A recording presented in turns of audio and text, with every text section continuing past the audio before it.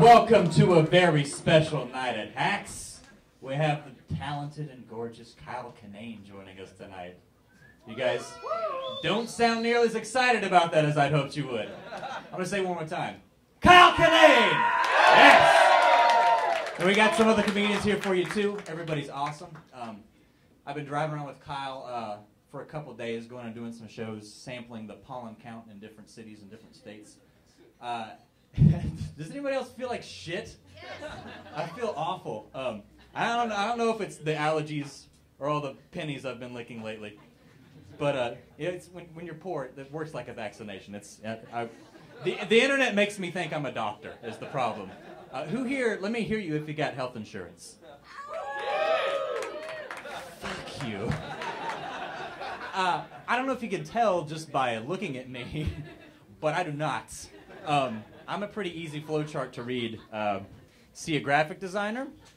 If yes, get a decent job, afford okay health care, buy a small house, die a little bored. If no, continue working in restaurant kitchens until you die of an ear infection at the age of 42. P.S. Congratulations on the veritable missile array of excellent decision-making you've exercised up to this point. But I'm generally a pretty healthy guy, so it's not that big of a problem. But a couple years ago, I got really super-duper no-good, scary, bad sick. And like I said, I don't budget money for health care, but I do budget money for an internet connection.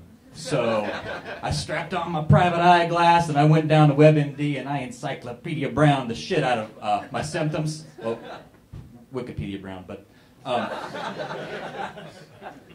I searched and I found that my symptoms matched 3 different diseases. The first one was stomach cancer, which was scary and would kill me. Parasitic amoebas, which wouldn't kill me, but I'd feel this devastating, crippling pain that I was feeling for the rest of my life. And then there was an E. coli infection, which, though serious, tends to go away by itself in about 5 to 7 days. I thought the choice was obvious. I had picked E. coli. That's what I diagnosed myself with. Because that one was cheap to have. I could just wait for 6 days and see if I was alive. And if you've never had a serious gut bug like E. coli or anything like that, don't worry. I will briefly and graphically walk you through it. When your belly gets rezoned for family housing, it's weird because you feel pretty okay most of the time. But there's this sharp, stinging knowledge, like hanging out on your brainstem.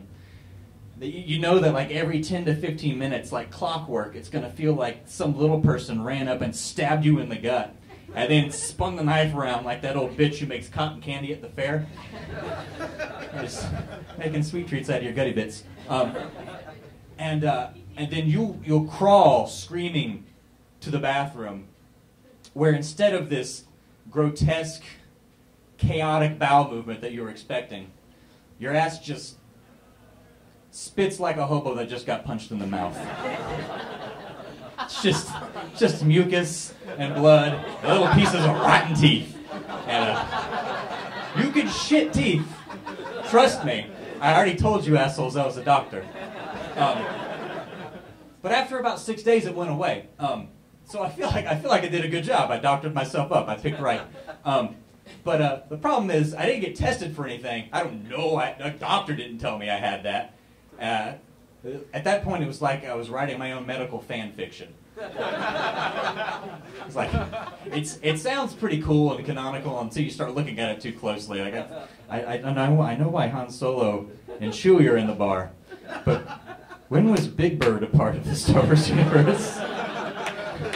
E.T. kind of made sense, but you're reaching, pal.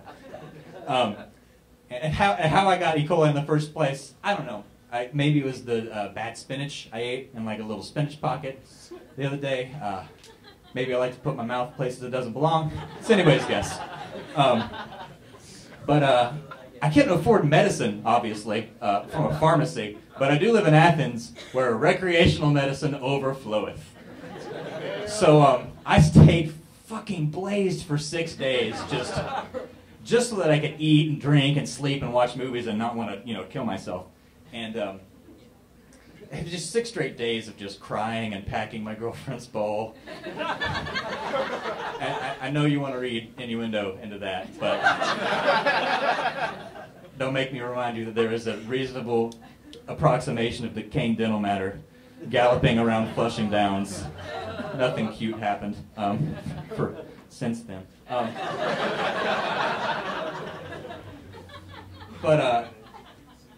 But I stayed so high that I watched all 4 Alien movies and every single bonus feature on all 9 discs of the Alien quadrilogy box set that I bought for myself that Christmas. Maybe not the best idea, because that's 20 hours of terrible little gross alien parasites just jumping out of people's tummies. And I was every time that, 10 hours of terrible parasites and then another 10 of Sigourney Weaver kind of being an uppity bitch, but that's another story altogether. Every time that the fear would get real that there was something living in me that was, there was, but it was something with teeth living in me that was supposed to be there.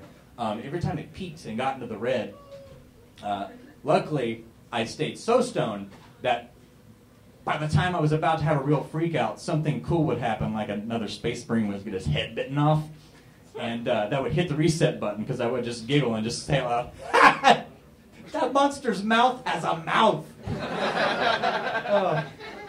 Hey guys, let's keep this going. How's that sound? All right. My name's Luke Fields. I'm your host. Next to the stage, a very funny man. He's one of the beards of comedy. He'll be in the next season of Squidbill. He's playing a character. You probably recognize him from the side of Stone Mountain, where he's the only Confederate general depicted driving a monster truck instead of riding a horse. Ladies and gentlemen, please welcome